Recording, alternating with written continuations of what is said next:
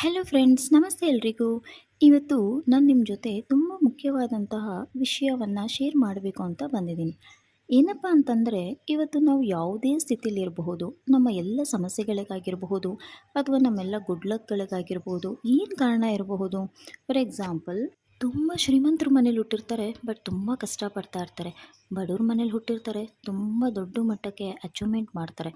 ಒಳ್ಳೆ ಥರದಲ್ಲಿರ್ತಾರೆ, ಬಟ್ ಸಡನ್ನಾಗಿ ಅವರಿಗೆ ಬಹಳ ಕಷ್ಟಗಳು ಬರುತ್ತೆ. ಕಷ್ಟಗಳಿದ್ದವರಿಗೆ ನಿಧಾನವಾಗಿ ಒಳ್ಳೆಯದಾಗ್ತಾ ಹೋಗುತ್ತೆ. ಇದಕ್ಕೆಲ್ಲ ಏನು ಕಾರಣ, ಏನಿರಬಹುದು, ಇದರ ಹಿಂದೆ ಇರುವಂತಹ ಮ್ಯಾಜಿಕ್ ಅನ್ನೋದ್ರ ಬಗ್ಗೆ ನಾವು ಇವತ್ತು ತಿಳ್ಕೊಳ್ಳೋಣ. ಬನ್ನಿ ಹಾಗಾದರೆ. ಇದಕ್ಕೂ ಮುಂಚೆ welcome to my YouTube channel infinite ಜರ್ನಿಗೆ ಸ್ವಾಗತ ಸುಸ್ವಾಗತ. ನಾನು ನಿಮ್ಮ ಪ್ರೀತಿಯ Geetha, reiki healer and coach. ಇನ್ನು ಯಾರೆಲ್ಲ ನನ್ನ ಚಾನಲ್ನ ಸಬ್ಸ್ಕ್ರೈಬ್ ಮಾಡದೆ ನೋಡ್ತಾ ಇದ್ದೀರಾ, ನನ್ನ ಚಾನಲ್ನ ಸಬ್ಸ್ಕ್ರೈಬ್ ಮಾಡಿ, ಹಾಗೆ ಬೆಲ್ ಐಕನ್ ಕೂಡ ಪ್ರೆಸ್ ಮಾಡಿ. ಬನ್ನಿ ಹಾಗಾದರೆ ಇವತ್ತಿನ ವಿಡಿಯೋನ ಸ್ಟಾರ್ಟ್ ಮಾಡೋಣ. Yes, let's get started. ಇದಕ್ಕೆಲ್ಲ ಕಾರಣ ನಮ್ಮಲ್ಲಿರುವಂತಹ ಚಕ್ರಗಳು. ನಮ್ಮ ದೇಹದಲ್ಲಿ ನಿಮಗೆಲ್ಲ ಗೊತ್ತಿರೋ ಹಾಗೆ ತುಂಬ ಇಂಪಾರ್ಟೆಂಟ್ ಆಗಿ 7 ಚಕ್ರಗಳಿವೆ. ಆ 7 ಚಕ್ರಗಳಲ್ಲಿ ಪ್ರತಿಯೊಂದು ಚಕ್ರಕ್ಕೂ ಅದರದೇ ಆದಂತಹ ಒಂದು ವಿಶೇಷ ಗುಣಲಕ್ಷಣಗಳಿವೆ. ಪ್ರತಿ ಚಕ್ರಗಳು ಯಾವತ್ತು ವೀಕ್ ಆಗುತ್ತೋ ಆಗ ನಮಗೆ ಬಹಳ ಸಮಸ್ಯೆಗಳು ಬರುತ್ತೆ. ಒಂದೊಂದು ಚಕ್ರಗಳಿಂದ ಒಂದೊಂದು ಸಮಸ್ಯೆ ಬರ್ತಾ ಇರುತ್ತೆ. ಹಾಗೆ ಆ ಚಕ್ರ ಏನಾದರೂ ಓವರ್ ಆ್ಯಕ್ಟಿವ್ ಆದರೂ ಕೂಡ ಅದರಿಂದ ಕೂಡ ನಮಗೆ ಪ್ರಾಬ್ಲಮ್ ಬರುತ್ತೆ. ಬನ್ನಿ ಹಾಗಾದರೆ ಆ 7 ಚಕ್ರಗಳು ಯಾವುದು, ಅದರ ಹೆಸರು ಏನು, ಅದರ ಬಣ್ಣ ಏನು, ಹಾಗೆ ಅದು ನಮ್ಮ ಶರೀರದಲ್ಲಿ ಯಾವ ಪ್ಲೇಸಲ್ಲಿ ಅದು ಇದೆ ಅಂತ ನಾನು ನಿಮಗೆಲ್ಲ ತಿಳಿಸ್ಕೊಡ್ತೀನಿ. ಮೊದಲನೇದಾಗಿ ಮೂಲಾಧಾರ ಚಕ್ರ, ಇಂಗ್ಲೀಷ್ನಲ್ಲಿ ರೂಟ್ ಚಕ್ರ ಅಂತ ಕರಿತೀವಿ. ಮೂಲ ಅಂದರೆ ಆಧಾರ, ದಾರ ಅಂದರೆ ಸಮರ್ಥನ ಅಂತ ಅರ್ಥ. ಇದರ ಕಲರು ರೆಡ್ ಕಲರ್. ಹಾಗೆ ನಮ್ಮ ಬಾಡಿಯಲ್ಲಿ ಬೆನ್ನು ಮೂಳೆ ಕೆಳಭಾಗದಲ್ಲಿ ಇರುವಂತಹ ಟೇಲ್ ಬೋನ್ ಅಂತ ಕರಿತೀವಿ, ಅಲ್ಲಿ ಇದರ ಸ್ಥಾನ ಇರುತ್ತೆ.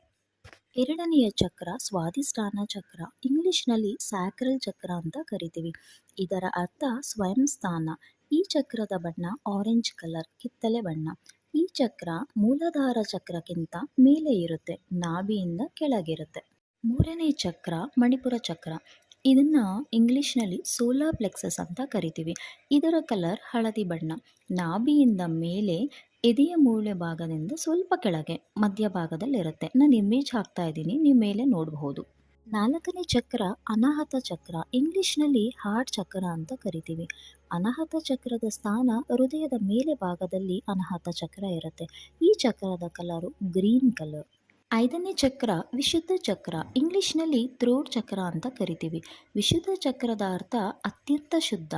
ವಿಶುದ್ಧ ಚಕ್ರ ಸ್ಥಾನ ಅನಾಹತ ಚಕ್ರದಿಂದ ಸ್ವಲ್ಪ ಮೇಲೆ ಇರುತ್ತೆ, ಕುತ್ತಿಗೆ ಭಾಗದಲ್ಲಿ ಇದರ ಸ್ಥಾನ ಇರುತ್ತೆ. ಇದರ ಕಲರ್ ಸ್ಕೈ ಬ್ಲೂ ಕಲರ್, ಆಕಾಶ ನೀಲಿ ಬಣ್ಣ. ಆರನೇ ಚಕ್ರ ಆಜ್ಞಾ ಚಕ್ರ, ಇದನ್ನು ಇಂಗ್ಲೀಷ್ನಲ್ಲಿ ಥರ್ಡ್ ಐ ಚಕ್ರ ಅಂತ ಕರಿತೀವಿ. ಇದರ ಅರ್ಥ ಜ್ಞಾನವನ್ನು ಮೀರಿದ್ದು ಅಂತ. ಈ ಚಕ್ರದ ಕಲರ್ ಇಂಡಿಗೋ ಕಲರ್. ಈ ಚಕ್ರ 2 ಹುಬ್ಬಿನ ಮಧ್ಯದಲ್ಲಿ ಇರುತ್ತೆ.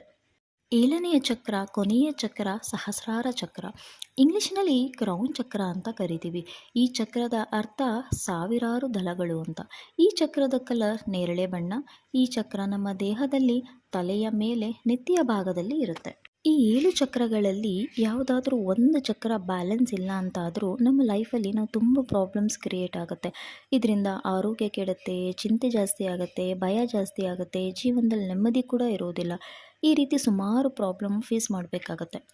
ಇವತ್ತಿನ ನನ್ನ ವಿಡಿಯೋದಲ್ಲಿ 7 ಚಕ್ರಗಳ ಹೆಸರು, ಬಣ್ಣ ಹಾಗೂ ಅದರ ಸ್ಥಾನವನ್ನು ತಿಳಿಸ್ಕೊಟ್ಟಿದ್ದೀನಿ.